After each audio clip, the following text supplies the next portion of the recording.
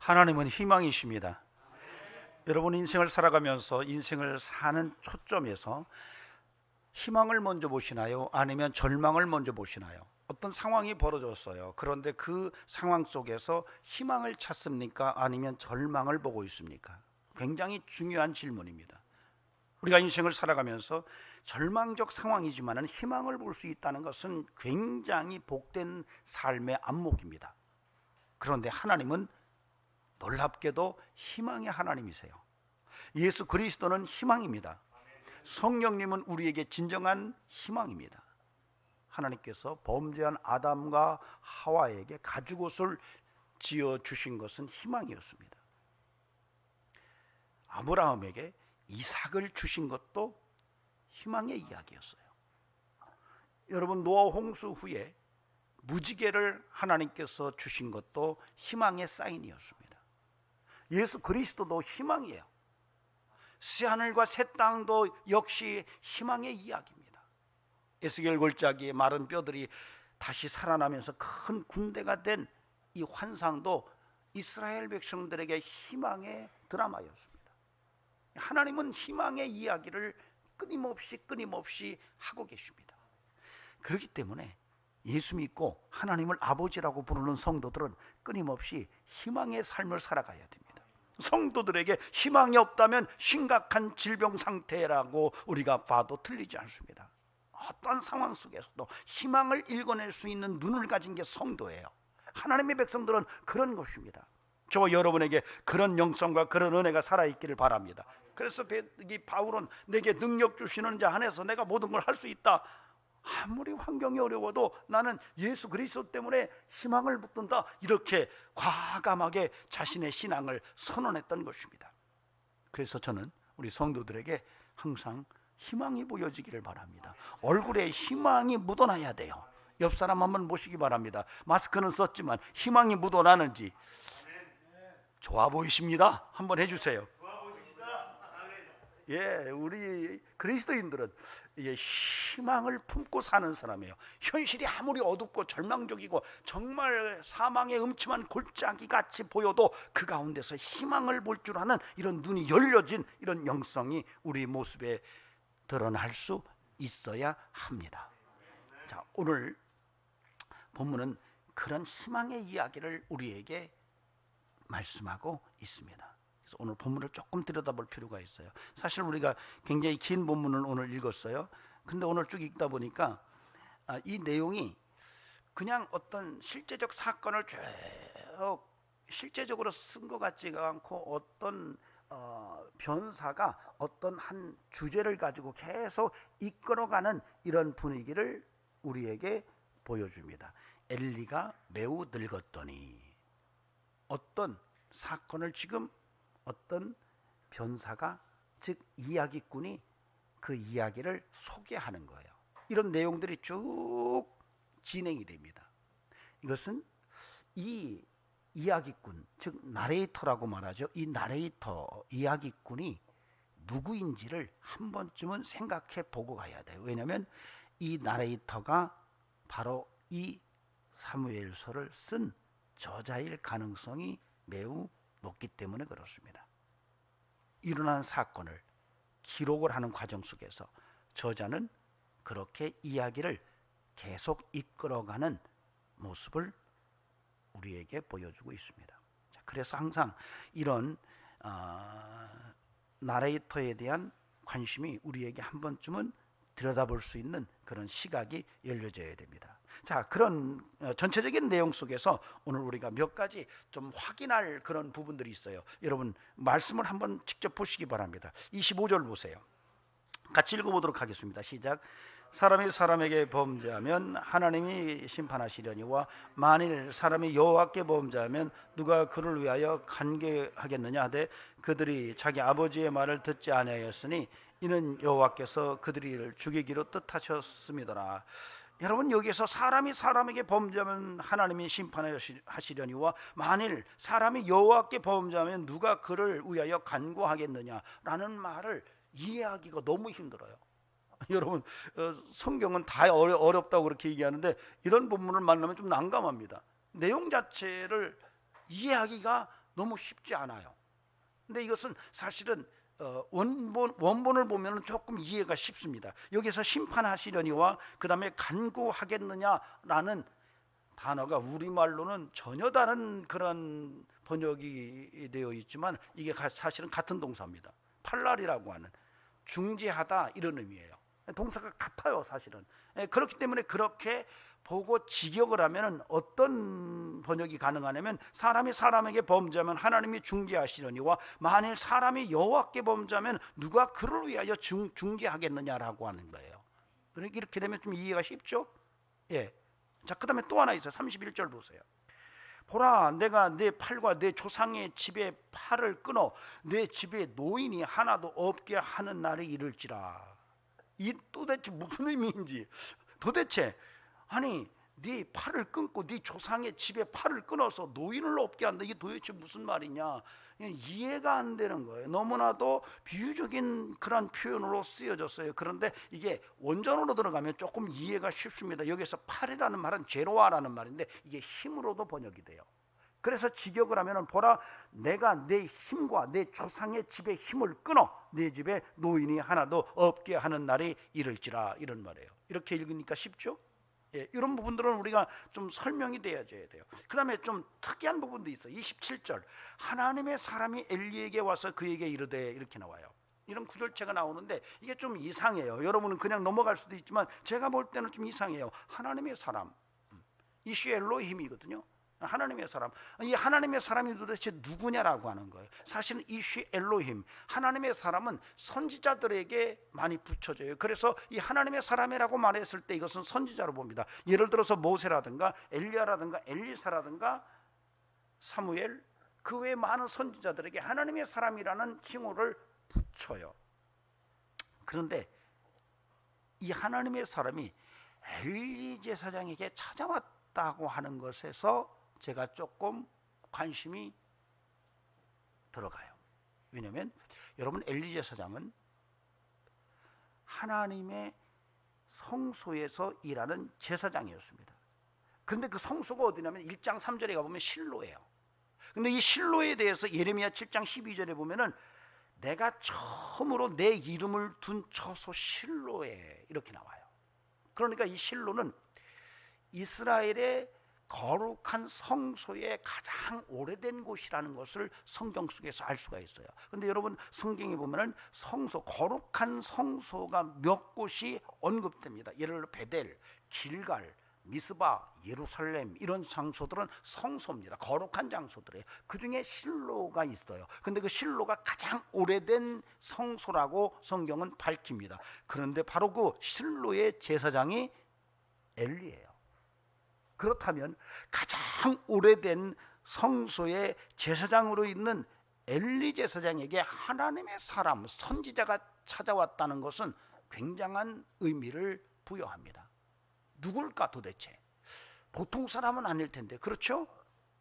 왜냐하면 엘리 제사장이 가장 오래된 실로의 제사장인데 그 제사장에게 하나님의 사람이, 하나님의 선지자가 찾아왔다는 것은 그 선지자가 대단한 사람이라고 우리가 보여지는데, 놀랍게도 본문에서는 그 사람이 누구인지를 전혀 언급하고 있지 않다는 것입니다. 왜 그랬을까라고 하는 의구심이 듭니다.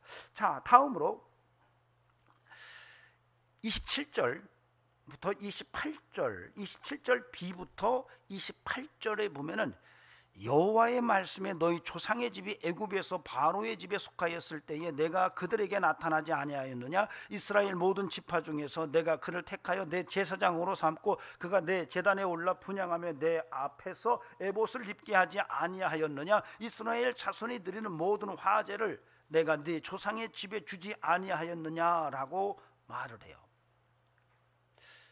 이 얘기는 출애굽 당시에 제사장을 하나님께서 택한 이야기예요. 바로 아론의 이야기를 하는 겁니다. 아론을 소환하고 있어요.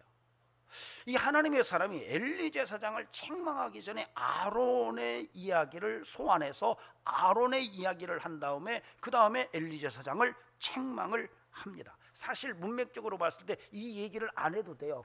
그냥 책망을 해도 돼요. 그런데 왜 아론의 이야기를 하면서 아론을, 이 출애굽의 아론을 소환한 다음에 엘리 제사장을 책망했을까? 여러분, 이 아론에게 레위기 10장 1절 2절에 보면은 나답과 아비후가 다른 불을 들이다가 하나님 앞에 죽임을 당합니다.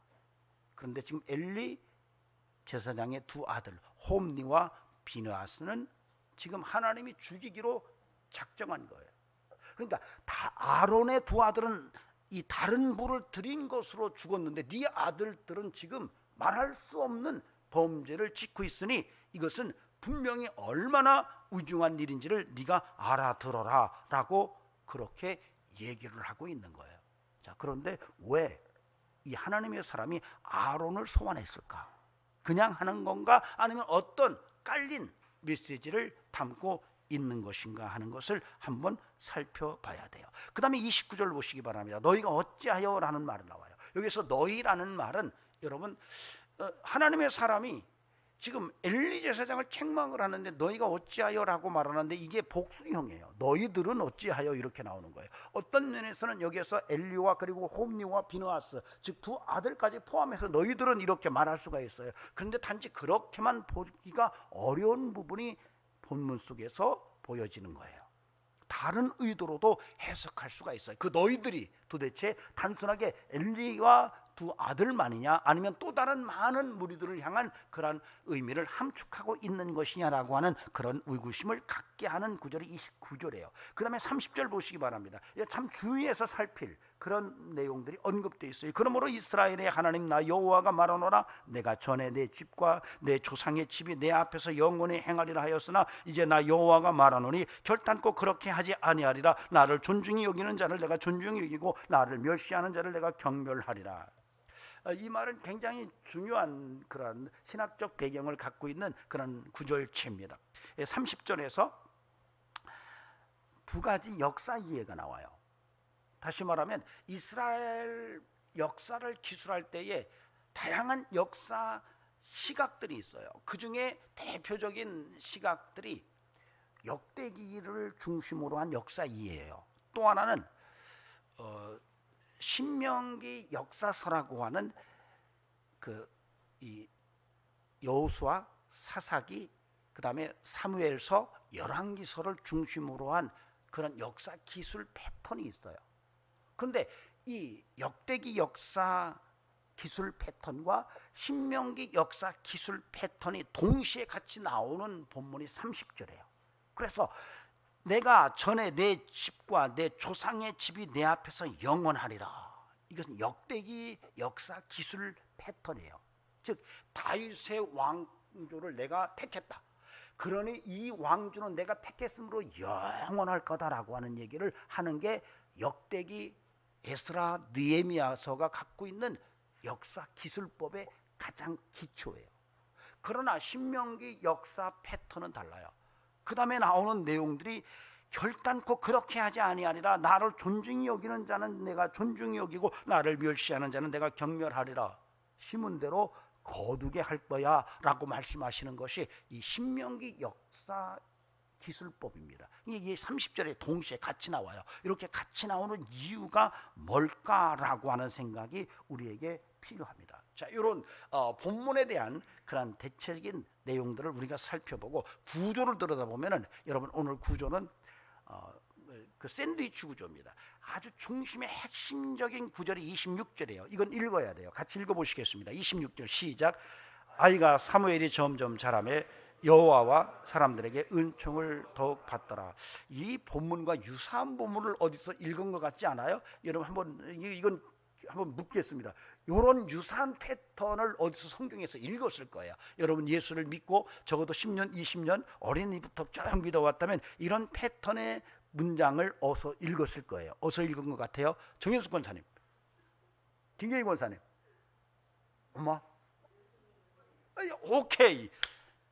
누가복음 2장 52절에서 예수님을 설명할 때 그렇게 나와요. 예수님이 자라가면서 키와 지혜가 자라가면서 하나님과 사람 앞에 사랑스러워 가시더라는 패턴이 이 사무엘에게서 발견돼요. 자, 이게 사실은 중심축이에요.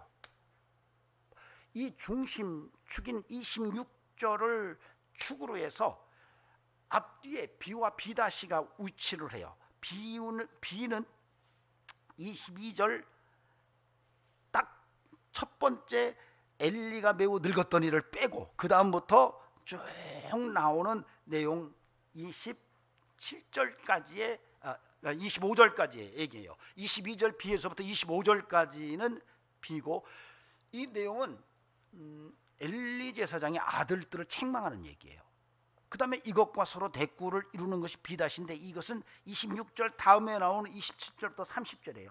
이것은 하나님의 사람이 엘리를 책망하는 내용이에요. 이것이 26절을 앞뒤에서 딱 감싸고 있어요. 그리고 가장 바깥 부분에 A와 A'가 있는데, A는 바로 22절 첫 번 엘리가 많이 늙었더니 라는 게 A예요. 이것과 서로 대꾸를 이루는 것이 31절이에요. 보라, 내가 내 팔과 내 초상의 집 팔을 끊어 내 집에 노인이 하나도 없게 하는 날이 이를지라. 이게 왜 서로 대꾸가 되냐면, 노인이라는 말이 나와요. 자케인이라는 노인, 두 구절체에서 노인 얘기가 나와요. 이게 서로 연결되고, 이것이 서로 연결될 때에 나타나는 아주 독특한 구절체의 모습이 드러나요. 그것은 바로 이 두 구절체를 묶어 놓으면 신명기 역사 기술 패턴을 정확하게 드러내는 구절체로 형성이 됩니다. 자, 이런 내용들을 우리가 오늘 함께 보면서, 오늘 하나님께서 우리에게 주시는 메시지를 좀 마음을 열고 들었으면 좋겠습니다. 하나님의 음성을 들어야 돼요. 왜 그럴까요? 우리는 떡으로만 사는 게 아니라 하나님의 말씀으로 살기 때문에 그래요. 여러분, 예배 때 와서 은혜 받고 하나님의 말씀을 마음판에 담고 가야 돼요. 정말 포만감 있게 잔뜩 많이 먹고 가야 돼요. 여러분, 그래야만이 사는 거예요. 여러분, 그래야만이 그 힘으로 사는 거예요. 밥심으로 살듯이 하나님의 말씀을 많이 먹어야 사는 거예요. 어떤 이들은 예배 때 와서 말씀이 송이꿀처럼 달고, 그래서 정말 아멘 아멘 하고 그렇게 예배를 드리고 먹고 갑니다. 힘이 생기는 거죠. 그러니 어떤 이들은 와서 예배 시간 내내 졸고 마음은 딴 곳에 가 있고, 그러고 돌아가니 그 다음 주에 오고 싶지가 않은 거예요. 그래서 빼먹고 그 다음 주에 또 안 가려고 그러니까 안 가면 매 맞을 것 같아요. 하나님이 벼락이 지나가는데 딱 쳐가지고 급사할 것 같아요. 그래서 또 겨우 겨서 나옵니다. 저 뒷자리에 앉아가지고 사정없이 졸다가 또 지나가요. 여러분, 그러지 않기를 바랍니다. 여러분, 사실은 여러분 주일을 하나님 앞에 하나님의 말씀을 들으려고, 하나님의 양식을 들으려고 나올 때는 여러분 시간 개념을 초월해서 나오는 게 참 귀한 겁니다. 여러분, 몇 시까지 오늘 약속 받아놓고, 야 몇 시까지, 왜 목사님은 오늘 설교 이렇게 또 긴 거야? 야, 이거 왜 이렇게 길어? 장시라더니 너무 길어. 이렇게 하면 은혜가 되겠냐고요. 여러분, 그래서 주일은 여러분 가능하면 여러분 약속 다 취소하고 오직 하나님께 예배로 영광 돌리고, 그 다음에 하나님이 맛있게 음식 주시면 먹고, 시간이 좀 남았네? 그 말씀 붙들고 가서 그 사람이 예수 믿으라고 전도하는 이런 일만 약속하고 오시는 거예요. 아멘. 아멘. 크게 안 하시는 거 보니까 별로 마음에 안 드시는가 봐. 할렐루야. 야, 우리 서창호 집사님 아멘 하는 거 보니까 뭔 기적이 일어나겠어요. 뭔 기적이 일어날 줄로 믿습니다. 할렐루야. 네. 자, 하나님의 음성은요, 오늘 이 본문 속에서 아주 중요한 26절 중심 축에서 들려와요. 아까 제가 26절을 같이 읽어보자고 그랬는데 또 한 번 읽어보겠어요. 이게 굉장히 중요해요. 같이 26절 읽어보겠습니다. 시작. 아이 사무엘이 점점 자라매 여호와의 사람들에게, 예. 이게 왜 중심축이고 이게 정말 중요하고 여기서 하나님의 메시지가 들려오냐면요, 오늘 본문을 여러분이 잘 읽어보면 본문의 내용들이 다 어두워요. 늙었다 부터 시작해서 마지막에는 너희들 노인이 없을 거야, 저주가 언급이 돼요. 그리고 그 사이에 또 끼어있는 내용들은 엘리가, 이 엘리의 두 아들 홈니와 비누아스가 범죄한 것 때문에 백성들에게 별별 소리를 다 듣고 그 아들들을 책망을 하고 충고하는 얘기가 나와요. 그리고 그것과 대꾸로 되는 곳에서는 하나님의 사람이 와서 제사장 엘리를 아들들을 네 자식들을 하나님보다 귀히 여기느냐 하면서 막 책망을 하면서 몰아붙이는 이런 내용들이 나와요. 그러니까 이야기 전체가 어둡고 우울하고 부정적이고 범죄의 내용으로 꽉 들어차 있어요. 그런데 유일하게 까만 밤하늘의 샛별처럼 빛나는 본문의 구절체가 있는데 바로 26절이에요. 근데 이 내용은 희망의 이야기예요. 다 어둡고 다 부정적이고 다 범죄로 꽉 들어차 있는 이 본문의 중심에 아이 사무엘이에요. 아이 사무엘이 점점 자라며 여호와와 사람에게 은총을 더욱 받더라라고 이야기를 해요. 희망의 이야기를 하고 있는 거예요. 이걸 볼 수 있어야 돼요.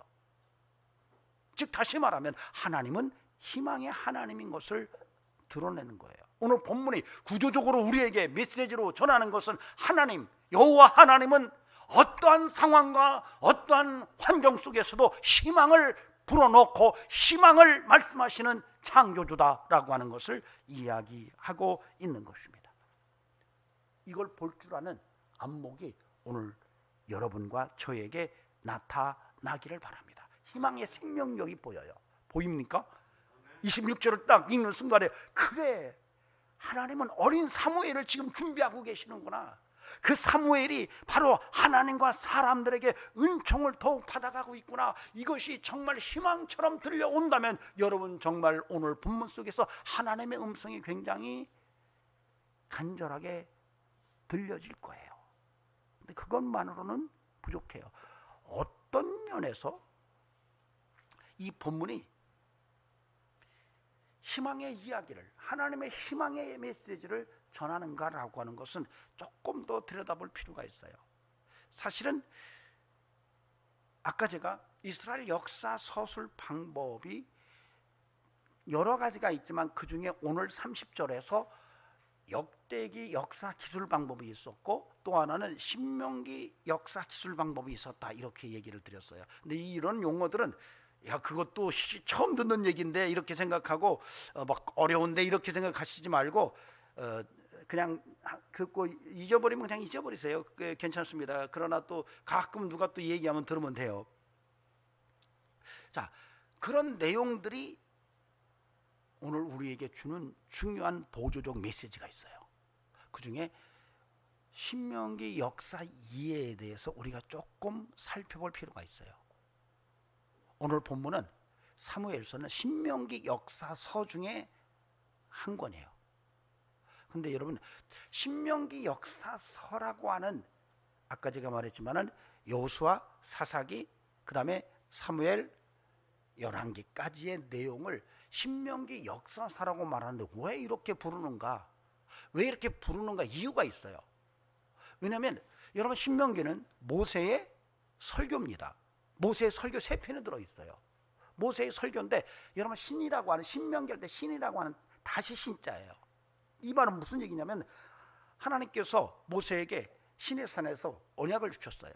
그 언약을 계속 공포했는데 마지막 모세가 가나안 땅에 들어가기 전에 모압 평지에서 이스라엘 백성을 모아놓고 다시 말하는 거예요.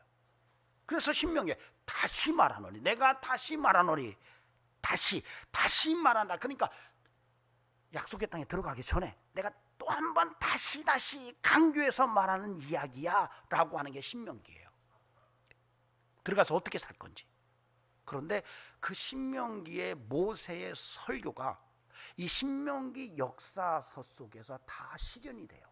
그래서 신명기 역사서라고 말하는 거예요. 이스라엘 역사를 담고 있는 이 신명기 역사서 안에서 신명기에 담겨져 있는 하나님의 말씀이 다 그대로 성취되고, 여러분, 그래서 신명기가 하나님의 말씀이라면 신명기 역사서는 그 경험이에요. 말씀의 경험이에요. 신명기가 하나님의 약속이라면 신명기 역사서는 그 성취를 얘기해요. 그래서 마치 기관차가 뒤에 많은 그 객차를 끌고 가는데 기관차가 칙칙폭폭 칙칙폭폭 하고 막 끌고 가요. 그러면 뒤에 객차들은 그냥 따라오는 거예요. 기관차가 가니까 마치 신명기라고 하는 기관차가 앞에서 칙칙폭폭 칙칙폭폭하고 앞에 가는데 뒤에서 이 여호수아서 사사기 사무엘 열왕기라고 하는 객차들이 계속 신명기라고 하는 기관차를 따라서 지금 계속 오는 거예요. 그러니까 이 신명기 역사서의 내용은 신명기 내용을 다 실현하는 그러한 성경 말씀이라고 여러분이 보시면 돼요. 그런데 이것이 구체적인 경험이에요. 그런데 이 신명기 역사서가 언제 쓰여지냐면 포로기에 쓰여져요. 포로기에 신명기 역사서가 쓰여지는데 왜 이때 포로기에 이 신명기 역사서를 쓰냐면 자기들이 선택된 백성인데 이방 백성에게 포로로 끌려와서 말할 수 없는 그런 처참한 포로살이를 하는 과정 속에서 야, 도대체 우리가 이렇게 이방 백성에게 할례도 받지 않은 이방 백성들에게 이렇게 끌려와서 이 개고생을 하는 이유가 뭐냐라고 하는 것을 찾아 들어가기 시작해요. 그리고 그때 얻은 답이 뭐냐면 우리가 하나님 말씀대로 살지 않았기 때문이다라고 하는 답을 얻어요. 그리고 나서 이스라엘 백성들의 역사를 최종적으로 정리를 하면서 당시에 자기들이 느꼈던 왜 우리가 이렇게 포로에 끌려왔는가라고 하는 것을 철저하게 반성하고 우리가 하나님의 말씀대로 모세가 준 신명기의 말씀대로 살지 아니했구나라고 하는 것을 다시 한번 처절하게 회개하고 그런 상황 속에서 역사를 집필을 해요. 그러니까 그 내용 속에는 다 너희들이 하나님 말씀대로 살지 않으면 망한다라고 하는 얘기가 철저하게 들어가 있는 거예요. 그래서 여러분 오늘 그런 절망적 상황 속에서 이스라엘이 지금 포로에서 절망적 상황 속에서 지금 오늘 본문을 쓰는데 그래 너희가 하나님 말씀대로 안 살면 죽는단 말이야. 노인이 없어질 거야. 너희들 하나님 말씀대로 안 살고 하나님을 경홀히 여기면 하나님을 경외하지 않으면 나도 그를 멸시할 거야 라고 하는 메시지를 전하면서 그것으로 끝이 아니라 그 안에 하나님이 26절을 심어놓은 거예요. 사무엘이 어린 사무엘이 자라고 있다는 것을, 어린 사무엘이 하나님과 사람 앞에 귀하게 여김을 받으며 크고 있다는 것을 비유적으로 심어놓은 거예요. 여러분 그래서 이 본문은 포로기 상황 속에서 하나님이 모든 이스라엘의 상황이 어둡고 우울하고 범죄투성이만 가득함에도 불구하고 그 속에 아주 작은 새싹 같은 하나님의 희망을 담아놨다는 거예요. 여러분 이 메시지를 통해서 오늘 우리는 다시 한번 희망의 하나님을 보고 우리의 삶 속에서 희망을 찾아내는 이런 영적 안목이 필요하다는 거예요. 저는 저와 여러분에게 이제는 앞으로 끊임없이 하나님의 은혜 속에서 희망을 읽어내는 그런 축복의 은혜가 있기를 바랍니다. 여러분 사무엘이 누군가요? 한나가 정말 마음이 슬퍼서 애통하고 미친 듯이 기도하다가 하나님이 응답을 주셔서 출산한 아들이 사무엘입니다. 그 사무엘이 지금 자라고 있는 거예요. 이 얘기는 어떤 위기적 상황, 어떠한 마음의 슬픔과 애통이 있어도 오직 하나님만 철저하게 붙들면 거기서 답을 얻을 수 있다는 것을 이야기하는데 그 하나님의 응답의 실제적 모습이 사무엘이에요. 하나님의 말씀을 붙들고 하나님만 붙들면 너희가 반드시 그 상황 속에서 희망을 붙들 수 있다는 메시지를 사무엘이라고 하는 어린 아이를 통해서 지금 이 사무엘서를 기록한 신명기 역사가가 지금 메시지로 우리에게 전하고 있는 거예요. 그렇다면 저와 여러분은 어떠해야 할까요? 여러분 우리도 어떠한 상황 속에서도 하나님을 붙들고 희망을 이야기할 수 있는 성도가 돼야 돼요. 지금 내가 사는 삶이 이스라엘 백성이 포로 생활 속에서 개고생을 하는 것 같은 이런 현상이라 할지라도 그런 환경이라 할지라도 그럼에도 불구하고 하나님 앞에서 내가 다시 한번 어린 사무엘이 새싹처럼 성장하고 있는 이 모습을 통해 내게도 예수로 말미암아 희망이 있다는 이 믿음의 역동성이 살아나야 한다는 것이 오늘 말씀 속에서 우리에게 읽혀져야 된다는 겁니다. 저는 우리 성도들에게 끊임없이 하나님을 통해서 희망을 읽어내는 이런 영성이 함께하기를 간곡히 주의 이름으로 부탁을 드립니다. 어떤 상황 속에서도 희망을 읽을 줄 알아야 돼요. 가끔가다 그래요. 아이고 목사님, 우리 남편 정말 내가 만난 게 내 인생의 최고의 그 악수가 내 남편 만난 겁니다. 먹기는 얼마나 처먹는지 모르고요. 젊었을 때는 괜찮은 줄 알았는데 나이가 들으니까 모양도 이상하고 걷는 것도 이상하고 말도 무지막지하게 해대고 참 못 살겠어요. 여러분 충분히 그럴 수 있습니다. 남자들 다 그래요. 뭐 싼데 어디 있다면 막 가가지고 또 마음껏 사오죠. 이거 나는 좀 좋은 거 샀으면 좋겠는데 뭐 별 얘기를 다 해요. 근데 여러분 그렇게 보기 시작하면 남편 끝없습니다. 끝납니다. 근데 그 안에 뭐가 있어요? 사무엘이 있어요. 그걸 볼 줄 알아야 돼요. 그 무지막지한 먹기는 무지하게 먹고 돈도 못 벌어오고 정말 밖에 내보내면 근심덩어리, 며느리에게 맡기면 걱정덩어리, 집에 들어오면 일덩어리, 이런 남편이지만 잘 들여다보면 그 안에 하나님이 희망을 심어뒀다는 거예요. 남편만이 아니에요. 내가 하고 있는 일도 그래요. 내 삶 자체가 그래요. 동서남북을 다 봐도 어둠투성이고 정말 이거 희망이 보이지 않는 절망적 상황으로 보여져도 여러분 잘 들여다보면 그 안에 하나님의 희망이 담겨져 있다는 것을 오늘 봐야 돼요. 오늘 본문은요 굉장히 긴 구절인데요 26절을 빼놓고는 다 부정적이에요. 그러니까 인생은요 희망보다는 절망의 사건들이 더 많은 거예요. 그래도 성도는 그런 인생 속에서 희망을 붙잡아내는 능력을 가진 삶이어야 돼요. 전 저와 여러분에게 그런 영성이 살아있기를 간곡히 부탁을 드립니다. 그러니까 30절에서 역대기 역사가와 신명기 역사가 이야기를 제가 읽었습니다. 내가 전에 내 집과 내 조상의 집이 내 앞에서 영원히 행하리라. 이게 역대기 역사가예요. 그러니까 다윗에게 하신 말씀이에요. 다윗에게 하나님께서 야 내가 너를 택했어. 이제 너의 나라가 영원할 거야. 이렇게 약속한 거예요. 이게 역대기서에서 나오는 아주 기본적인 역사 서술법입니다. 그 역대기는 계속 하나님 앞에 바르지 않으면 망하는 왕이에요. 그래서 계속 그런 얘기가 나오는데 오늘 본문에서는 그런 것을 이제는 아니다라고 이야기하면서 나를 존중히 여기는 자는 내가 존중히 여기고 나를 멸시하는 자는 내가 경멸하리라 이렇게 얘기하세요. 이것은 심은 대로 거둘 거야 이 얘기를 하는 거예요. 오늘 본문이 그런 내용을 바탕에 깔고 있어요. 여러분 이게요 우리 지금의 신앙생활 속에서 굉장히 중요한 메시지를 전해주고 있습니다. 우리가 예수 믿으면 한 번 예수 믿으면 어때요? 영원히 하나님 나라에 가요. 아멘. 내 공은 하나도 없어요. 예수 그리스도의 십자가의 대속의 은혜로 내가 구원받고 천국 백성 돼요. 자, 그 다음에 어떻게 할 거예요? 내 마음대로 살아요? 이렇게 사는 게 유병헌, 박옥수 이런 사람들이 그렇게 살아요. 구원 받았으니까 마음대로 살아도 된다라고 이야기를 해요. 여러분 그런데 성경은 그렇지 않아요. 여러분 우리가 예수 믿고 신앙생활하면서 예수 믿고 정말 죄로부터 자유를 얻고 정말 그 안에서 정말 하나님의 은혜로 구원받은 하나님의 백성으로 살아가지만 그럼에도 불구하고 하나님을 존귀히 여기고 경외하는 삶이 지속적으로 이어져야만 된다는 얘기를 하고 있는 거예요.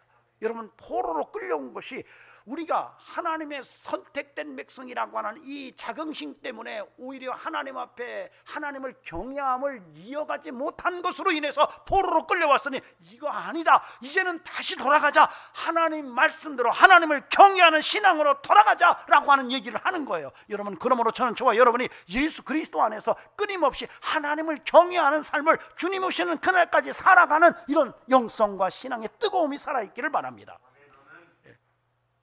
그냥 나는 구원받았어. 예수의 은혜야. 거기서 끝나면 안 돼요. 거기서 끝나면 오늘 이 엘리와 두 아들 홈리와 비느하스가 마지막 당하는 너희 가문의 노인이 없을 거야 라고 하는 얘기가 우리에게서도 현실화될 수 있어요. 부탁드립니다. 저와 여러분에게 예수로 말미암아 진리로 자유케 된 우리의 삶이 끊임없이 하나님을 경외하는 믿음으로 이어져서 하나님 앞에 갔을 때 잘했다 칭찬 듣는 이런 영성으로 하나님 앞에 영광을 돌리는 그런 삶이 함께하기를 바랍니다. 자, 두 번째로 A와 A-에서 오늘 메시지를 들어볼 필요가 있습니다. 아까 A는 22절 A라고 그랬어요. 엘리가 많이 늙었더니 이 말이에요. 그 다음에 A-는 31절이에요. 보라 내가 네 팔과 내 조상의 집 팔을 끊어 내 집에 노인이 하나도 없게 하는 날이 이럴지라. 여기에서 노인이 나와요. 자켄이라고 하는 노인이 나옵니다. 노인의 삶이에요. 여러분 이 두 본문을 이어놓으면 엘리가 많이 늙었더니 보라 네가 내 팔과 내 조상의 집 팔을 끊어 내 집에 노인이 하나도 없게 하는 날이 이를지라. 엘리가 나이가 들었어요. 그래서 자식들에게 너희들이 그러면 안 된다라고 얘기를 해요. 그랬더니 그 아들들이 아버지의 말을 무시해요. 그러고 나서 마지막에 뭐라고 그래요? 너희는 노인이 없을 거야. 이 홈리와 비누아스는 노인인 아버지의 얘기를 귀담아 듣지 않고 반항하고 순종하지 않으므로 자기들이 노인이 될 자격을 잃어버려요. 뭔지 이해가 되세요? 네. 노인의 말을 듣지 않고 젊다고 큰 소리 치다가 본인은 노인이 못 돼요. 이게 심은 대로 거두는 신명기적 역사 이해의 모습이에요. 자, 그런데 이 노인이라고 하는 이 자켄이라고 하는 용어가 이 하나님의 말씀의 은혜 속에서 어떻게 우리에게 조명되어져야 하느냐라고 하는 것은 굉장히 중요합니다. 여러분 노인은 우리가 인생을 살아가면서 이 사회가 노인이 없다라고 하는 것은 저주인 것을 오늘 본문은 우리에게 분명히 밝힙니다. 자, 근데 그럼에도 불구하고 이 엘리에 대해서 우리가 생각하는 거 왜 엘리가 하는 말을 엘리의 두 아들 홈리와 비누아스가 안 들었을까? 도대체 이유가 뭘까? 제사장인데 아버지가 제사장이고 제사장일 뿐만 아니에요. 여러분 엘리는 사사입니다. 여러분 사사면 지금으로 말하면 지도자예요. 이스라엘의 지도자 사사이면서 제사장이었던 거예요. 근데 그런 아버지의 말을 안 들었어요. 왜 그랬을까? 우리가 이제 성경을 좀 들여다볼 필요가 있어요. 3장에 보면 1절 2절에서 이렇게 나와요. 아이 사무엘이 엘리 앞에서 여호와를 섬길 때 여호와의 말씀이 희귀하여 이상이 흔히 보이지 않았더라. 엘리의 눈이 점점 어두워가서 잘 보이지 못하는 그때에 그가 자기 처소에 누웠고 이상이 잘 보이지 않았고요. 엘리의 눈이 어두워갔대요. 3장 17, 18절에서 이르되 내게 무엇을 말하였느냐? 청하노니 내게 숨기지 말라. 내게 말씀하신 모든 것을 하나라도 숨기면 하나님이 내게 벌을 내리시고 또 내리시기를 원하노라 하는지라. 사무엘이 그것을 그에게 자세히 말하고 조금도 숨기지 아니하니 그가 이르되 이는 여호와시니 선하신 대로 하실 것이니라 하니라. 뭐냐면 사무엘이 하나님의 음성을 들어요. 그런데 그 내용을 엘리가 뭔 얘기를 들었는지를 묻는 거예요. 하나도 숨기지 말고 다 얘기해라. 그런데 사무엘이 그걸 그대로 다 얘기해요. 근데 그 내용이 뭐냐면 이 엘리 가문을 멸절하겠다는 얘기였어요. 근데 그 얘기를 듣고 엘리가 아주 평범하게 큰 반응을 안 보이고 넘어가요. 이러면 안 되는데? 아니 가문이 망한다는 얘기를 듣고 가만히 있네?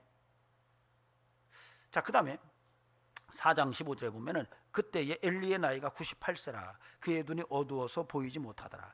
4장 18절에 하나님의 괴를 말할 때에 엘리가 자기 의자에서 뒤로 넘어져 문 곁에서 목이 부러져 죽었으니 나이가 많고 비대한 까닭이라. 그가 이스라엘 사사가 된 지 40년이더라. 예. 이런 내용으로 보면은 엘리는 98세예요. 그 당시에 눈이 잘 보이지 않는 사사이면서 제사장이었어요. 실로의 제사장이었어요. 근데 아내 얘기가 없어요. 아무리 들어봐도 며느리 얘기도 나오고 아들 얘기도 나오고 손자 죽는 얘기도 나오는데 엘리 제사장의 아내 얘기가 없어요. 이게 뭐지? 그리고 영적으로 둔해요. 사무엘이 이상 중에 하나님의 음성을 듣고 그것을 다 전해줬는데도 엘리는 큰 반응을 보이지를 않아요. 또 하나님의 사람이 와서 엘리에게 말하는 이 저주의 메시지를 듣고도 크게 반응을 안 해요. 그만큼 영적인 감각이 무뎌졌다는 것을 오늘 우리가 볼 수가 있어요. 그 다음에 엘리의 아들들을 보면은 2장 12절에서 엘리의 아들들은 행실이 나빠 여호와를 알지 못하더라 이렇게 얘기해요. 이게 뭐냐면 엘리의 아들들이 누굽니까? 제사장이에요. 그런데 하나님을 몰라요. 하나님을 섬기는 제사장인데 하나님이 누군지를 몰라요. 그러니까 경거망동하고 하나님 앞에 범죄하고 지멋대로 사는 거예요. 이걸 누가 못 가르친 거예요? 아버지 엘리가 못 가르친 거예요. 엘리가 제대로 했어야 되거든요. 그러니까 하나님이 하나님의 사람을 통해서 뭐라고 하냐면 네 아들들을, 네 자식들을 나보다 더 귀하게 여겼다 이렇게 따지신 거예요. 이게 지금 엘리의 현주소예요. 나이는 많이 들었어요. 98세. 지금도 98세면 굉장히 오래 산 거예요. 여러분 인지가 가능했어요. 의자에 앉아서 자식의 전쟁 소식을 들을 정도니까. 그걸 듣고 놀라서 쓰러져 죽을 정도니까요. 그 정도면 머리나 생각이 흐트러지지 않았다는 얘기예요. 건강도 괜찮았던 것 같아요. 굉장히 오래 살았는데 그럼에도 불구하고 하나님 앞에서는 허접하다는 거예요. 살기는 오래 살았지만 하나님 앞에서는 정말 허접한 인생 살았다는 거예요. 자기에게 주어진 직분을 100% 감당 못했다는 거예요. 제사장으로서 사사로서 충분히 자기가 하나님 앞에 멋있는 인생을 살 수 있었고 자식들에게 정말 바른 신앙의 모습을 가르칠 수 있었음에도 불구하고 이 엘리가 그런 사명, 그런 기능을 못했다는 것이 오늘 우리에게 보여져요. 아내가 없대요. 여러분 성경에서 잠언에 보면은 지혜는 여성 명사로 나옵니다. 그래서 잠언에 보면은 우매 부인의 이야기가 많이 나오고 지혜 부인의 이야기가 많이 나와요. 이게 우매 여성, 지혜 여인의 얘기가 많이 나와요. 그래서 우매 여성을 따라가면 망하고 지혜 여성을 따라가면 흥한다 이런 얘기가 잠언에 계속 나와요. 그래서 여러분 지혜는 여성으로 대변되는 경우가 많습니다. 그래서 여기에서 아내가 없다라고 하는 얘기는 지혜가 없다라고 봐도 틀리지 않고요. 하나님 없이 살았다는 의미를 상징적으로 표현할 수도 있습니다. 지혜 없이 사는 거예요. 하나님 말씀과 무관하게 살았어요. 여러분 직분은 뭐예요? 제사장이에요. 그런데 그렇지 않은 거예요. 삶은. 그러니 자식들이 그걸 보고 아버지를 인정 못하는 거죠. 그에게서 하나님의 살아계심이 안 나타나는 거예요. 그분의 직분으로는 제사장인데 그에게서 하나님을 섬기는 그 삶 속에서 하나님이 보이지 않는 거예요. 자식들이 하나님을 모르는 거예요. 하나님을 경험한 적이 없어요. 여러분 그래서요 우리 나이가 들어갈수록 여러분 우리는 더 영적으로 살아야 됩니다. 젊었을 때보다 나이가 들어갈수록 더 기도 많이 하고 정말 하나님 말씀 붙들고 성경 읽으면서 믿음으로 살려고 더 몸부림쳐야 돼. 안 그러면 안 돼요. 그렇지 않아도 눈도 어두워지고 귀도 안 들리고 우리 김동근 집사님 귀 안 들려가지고 지금 산수동에 들어가 나왔다 하다가 지금 대상권이 걸려가지고 거기다 또 코로나까지 걸려서 지금 집에서 예배드려. 집사님 그렇지요. 제가 그랬어요. 욥기 읽으세요. 제가 그랬어요. 읽으셨을 거예요. 여러분 우리가 인생을 살면서 나이가 들어갈수록 다음 세대에게 영적 유산을 남길 수 있어야 돼요. 이런 족적을 우리가 살아내야 돼요. 인생은요 오래 묵은 포도주가 비쌉니다. 그런데 발효와 부패는 과정은 유사한데 결과는 너무 달라요. 오래 썩을수록 더러워요. 인생을 오래 살았는데 부패한 인생으로 사는 이가 있어요. 인생을 오래 살았는데 발효가 됐어요. 잘 익었어요. 정말 최고급 포도주로 빚어졌어요. 어떤 인생을 우리가 살아야 할까요? 엘리는 98세까지 살았어요. 그러나 부패한 인생이었어요. 오늘 이 신명기 역사가는 너희가 인생을 오래 산다고 다가 아니다. 오래 산 만큼 다음 세대에게 희망을 이야기할 수 있는 삶의 족적을 남겨야 된다고 메시지를 전하고 있는 것입니다. 너무 비대했대요. 그래서 충격적 소식을 듣고 의자에서 넘어져 목이 부러져 죽었대요. 굉장히 비유적입니다. 여러분 많이 비대했다. 나이가 들어서 많이 비대했대요. 뭘 얘기해요? 많이 먹었다는 얘기예요. 정말 정욕적으로 살았다라고 하는 비유적 언어일 수 있어요. 여러분 목이 부러져 죽었대요. 무슨 얘기일까요? 목이 곧은 백성이라는 것을 상징적으로 표현하고 있어요. 여러분 엘리가 제사장이지만 사사지만은 정욕적이었고 정말로 목이 곧은 사람이었기 때문에 하나님의 말씀대로 사는 것에 더디하고 영적으로 둔감해서 자식들까지도 정말 하나님이 누구인지를 모르도록 그렇게 망친 장본일이라고 성경은 기록하고 있어요. 여러분 어떻게 사시겠습니까? 부탁드립니다.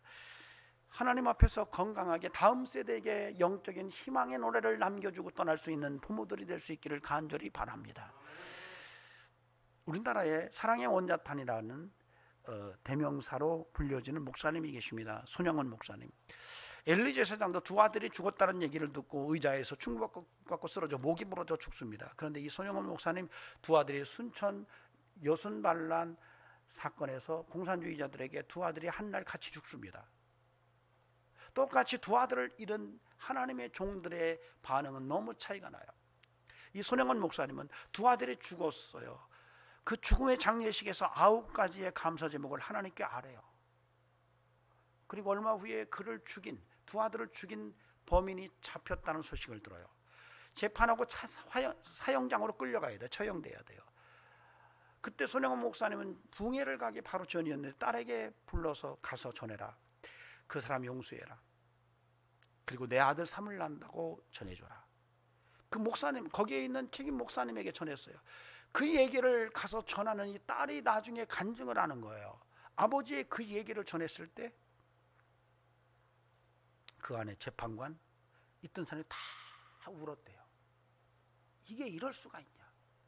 자기 두 아들을 죽인 이 사람을 용서해주고 내 양아들을 삼겠다고 하는 이 말이 가능하냐. 눈물바다가 됐다는 거예요. 여러분, 우리가 인생을 살아가면서 다음 세대에게 어떤 영적인 감동을 주고 떠날 것인가, 우리는 늘 주 안에서 이런 사실을 염두에 두고 인생을 하루하루 살아가야 됩니다. 자, 캔 나이가 많이 들어간다고 다가 안 해요. 정말로 바른 잘 익어가는 인생이 돼야 돼요. 부패하고 썩어 냄새나는 인생으로 살아서는 안 돼요. 오늘 엘리의 두 아들을 통해서 권위를 인정하지 않는 인생의 마지막 모습은 권위를 가질 수 없다는 것을 우리에게 메시지로 전해주고 있어요. 저는 우리 성도들에게 오늘 말씀을 통해서 희망을 볼 수 있고 다음 세대에게 영적 유산을 남겨줄 수 있는 놀라운 은혜의 삶이 뜨겁게 다시 한번 자리 잡아서 하나님 앞에 더 귀하게 사라지는 축복의 인생이 되기를 주의 이름으로 간절히 축원합니다. 기도하시겠습니다. 존귀하신 하나님, 희망을 보지 못할 때에 우리의 인생이 얼마나 비참한지를 다시 한번 돌아보게 하시고 하나님의 희망의 사인을 볼 줄 아는 영안을 열어주시기를 원합니다. 오늘 사무엘을 희망이라고 말씀하시는 이 말씀이 세상이 다 어둡고 힘겨워도 그 안에 하나님은 희망의 씨앗을 심어 놓으셨다는 이 사실을 우리가 잊지 말게 하시고 삶에서 희망을 볼 줄 아는 눈을 갖게 하옵소서. 아버지 하나님, 다음 세대에게 영적 감동을 남기고 이 땅을 떠날 수 있는 그런 믿음을 주옵소서. 이제는 우리 구주 예수 그리스도의 은혜와 하나님 아버지의 살아계심과 성령님의 역사하심이 오늘도 예수 그리스도 안에서 희망을 보면서 하나님 앞에 말씀대로 승리의 삶을 살기를 원하는 귀한 심령들에게 영원토록 함께 하시기를 간절히 축원하옵나이다. 아멘.